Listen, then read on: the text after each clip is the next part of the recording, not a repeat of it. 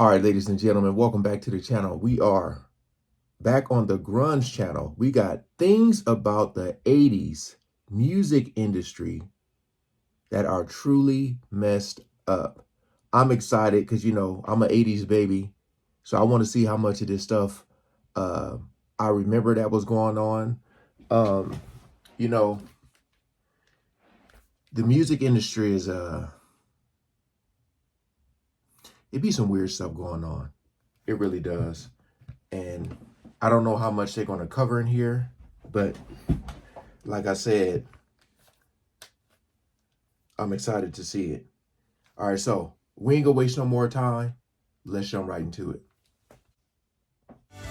Mob deals, TV racism, and fights with angry moms. The 80s may have been a golden age for music, but not for the people who made it. Cassette tapes were all the rage in the 80s, owing to their portability and the recent invention of the Sony Walkman and boombox. An affordable dual tape deck that could record material from one cassette onto another soon launched, and home recording was born. Mixtapes, in which songs were recorded from albums or off the radio and assembled into primitive playlists, became a hallmark of 80s youth culture.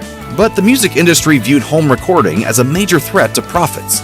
According to the Washington Post, record sales were down in 1979, and label executives were desperate for a scapegoat. Shortly after the advent of the dual tape deck, the British Phonographic Industry, or BPI, a trade group that represented most of the United Kingdom's record labels, launched an aggressive ad campaign bearing the slogan, "Home taping is killing music, and it's illegal." The slogan was printed on album sleeves and cassettes in the early 80s. The BPI pushed for taxes on blank tape sales to recoup losses, and CBS even sued the creators of tape copying equipment. Both attempts ultimately failed. On August 1st, 1981, MTV launched in North America, and it changed everything. The network's first music video, the Buggles' Video Killed the Radio Star, now seems kind of prophetic. As the network gained a foothold, music videos became so popular that other music channels like Much Music and VH1 soon followed. But there was a major problem. According to Dale Andrews in his book Digital Overdrive, video had in fact killed the radio star, or at least completely changed the rules of the game. Before MTV, most artists were heard but rarely seen. Now, with music videos serving as the ultimate promotional tools, image became just as important as the music, arguably even more so. Simply making music was not enough. Artists also had to look attractive or interesting, and sometimes even act. Those who mastered the visual aspect outperformed all others, regardless of musical ability. And there was another problem. Because music videos were considered advertisements for artists, no one made any money off of them. In fact, according to singer-songwriter Ian Tamblyn, artists had to pay for their own music videos, and making one worthy of airplay wasn't cheap. Because music videos became expected in the 80s, labels would front the artists money to produce them, later recouping the expense out of their royalties. As the decade progressed, production costs became astronomical. In 1987, Michael Jackson... That's what we talk about, man. It's so much that, goes on. It's so much that goes on. Damn. You got to pay for it yourself, or they give it to you out there, recoup it out of the advance. Damn. Bad cost $2.2 million to produce. In the end, only a select few good-looking, fashionable, rich, or already signed artists were able to keep up with the industry. Right. In 1982, Philips and Sony teamed up to release the compact disc, or CD. Record companies claim CDs offer superior sound quality and durability when compared to vinyl. In his book Entertainment Industry Economics, Harold L. Vogel notes that the quality of vinyl had become notoriously poor in the late 70s, which contributed to low album sales. Record companies hoped that the technologically advanced CD would inspire people to buy music again. But when CDs first launched, they were only for the wealthy. A CD player in 1982 was priced at $750, which is about $2,100 today. CDs themselves were around $15 each, about $45 today. Despite CDs being relatively cheap to produce, record companies justified the high price, citing the audio superiority they provided and the added cost of building new manufacturing facilities. Well, we came a long way. Everybody had it in their car, under the seat, like 20, 30 pages of just CDs, we all had it. Still got it. That's crazy, man. When you look at everything, and now everything is just on a computer. And of course, a large percentage of the profit from each CD sale went directly to the record company. Still, it was hardly much incentive to swap out your entire vinyl collection. But in 1983, with the launch of more affordable players and the slow decrease of CD prices, that's exactly what started happening. By 1988, CDs outsold vinyl. As the 80s drew to a close, vinyl had become a rare sight at record stores. When MTV first launched, the network played pretty much any video they could get their hands on, but very few by black artists. So, in an interview with MTV in 1983, David Bowie called them out for it. The network fumbled for a response. Among the reasons given were that MTV focused on rock music, black music would alienate many viewers, radio segregated music racially so it was an accepted practice, and black artists were not making music videos. A notable example of MTV's color barrier was the network's curious omission of Rick James's Super Freak. Despite the song being a top hit in the United States in 1981, MTV was not playing the music video for it. James declared this blatant racism in a 1983 interview and noted that MTV had no problem playing music videos for obscure white punk bands who didn't even have a label. The color barrier came crashing down in 1983 when CBS head Walter Yetnikoff threatened to withhold videos from his label's other artists, including Bruce Springsteen, Billy Joel, and Cyndi Lauper, to get the network to play Michael Jackson's Billie Jean. MTV complied, and Billie Jean became a huge hit, launching Jackson to stardom. Videos by... Damn, so they wasn't even playing Billie Jean? See. That's crazy, man. That's crazy. It's like I don't always want to look at racism and all that, but everybody knows that it's there. Everybody knows. But like all the loopholes and stuff you got to jump through to get your music played, and like I said, when you listen to the lyrics, everybody's talking about money, sex, drugs, and all that stuff. Everybody's doing it. So it's like, why aren't y'all playing my music, And I mean, look how great these artists were. Michael Jackson, Prince, Rick James, It's crazy. Black artists like Prince and Whitney Houston were soon in heavy rotation on MTV.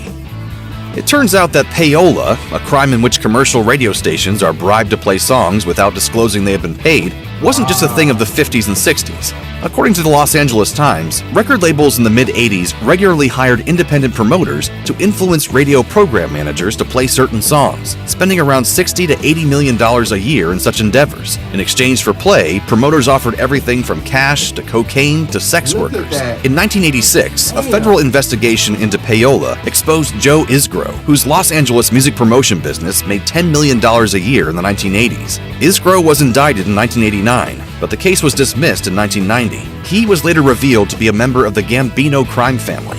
According to Frederick Dannon in his book Hitmen, major record labels worked regularly with a group of music industry mobster middlemen known as the Network in the 80s. When they needed to ensure a song was played on the radio or that another song was not played, they contacted members of the network to make it happen. Following all the bad press, record labels quickly offloaded all of their independent promoters. By the mid to late 80s, record companies were making enormous profits, and album sales were increasing each year. Yet, for some reason, artists were still making the same as they were before, which wasn't much, comparatively. CDs, which sold at a huge profit margin, were a big part of the industry's growth.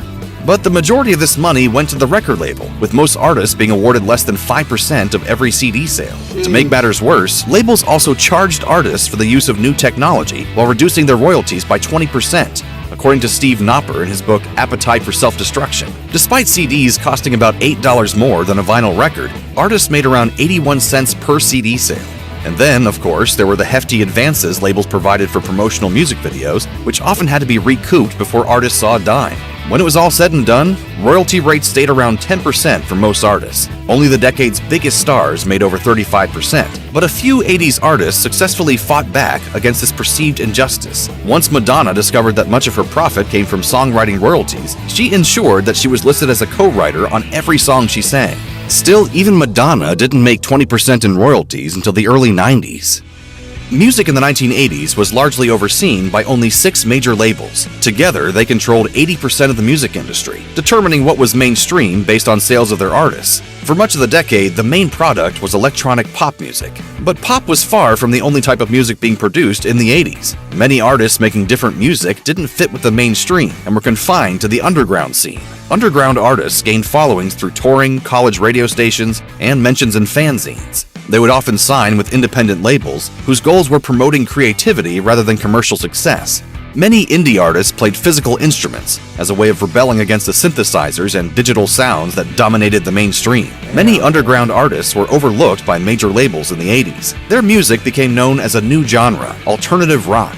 Its very name suggested opposition to the mainstream. Yet, oddly enough, many of these artists would later become mainstream in the 90s. In fact, grunge grew out of the underground 80s scene. Trouble started brewing in the mid-80s when Tipper Gore, the wife of politician Al Gore, heard her 11-year-old daughter listening to Prince's Darling Nikki, which references female masturbation. Susan Baker, the wife of the White House Chief of Staff, had a similar revelation when she heard her 7-year-old daughter singing Madonna's Like a Virgin. The concerned mothers formed a group called the Parents Music Resource Center, or PMRC. They started a moral campaign, contacting the Record Industry Association of America, the RIAA, and seeking censorship of music they deemed objectionable and harmful to children. The RIAA initially shot the attempts down, citing the First Amendment. I've never seen that sign. It's normally rap. People normally say rap music.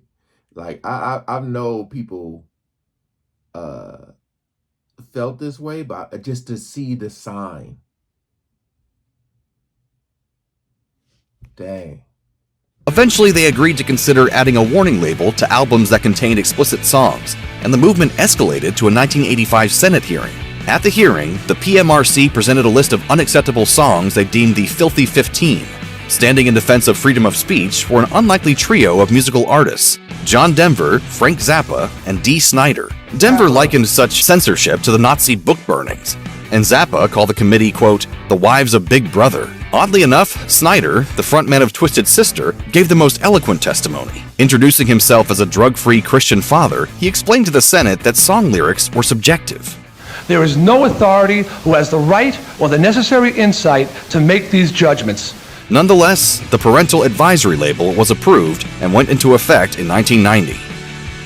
A measly 10% of albums released each year turn a profit, as per the RIAA. To offset such large losses, record labels churned out as many songs as possible, hoping that a few would become hits. In his book, The Billboard Book of Gold and Platinum Records, Adam White points out that the RIAA also pushing the cassette single heavily in 1987 and later in the decade would have lowered the certification sales criteria, so more hit singles would be classified as gold or platinum. This created excitement and shifted the listener's focus to the single, a trend that continues today. According to Harold L. Vogel in Entertainment Industry Economics, labels focused on finding many new acts as the upfront costs were much lower. Once the label found a hit, there was little incentive to keep investing in the artist unless they could immediately replicate the experience. Thus, a culture of mass-producing one-hit wonders was born.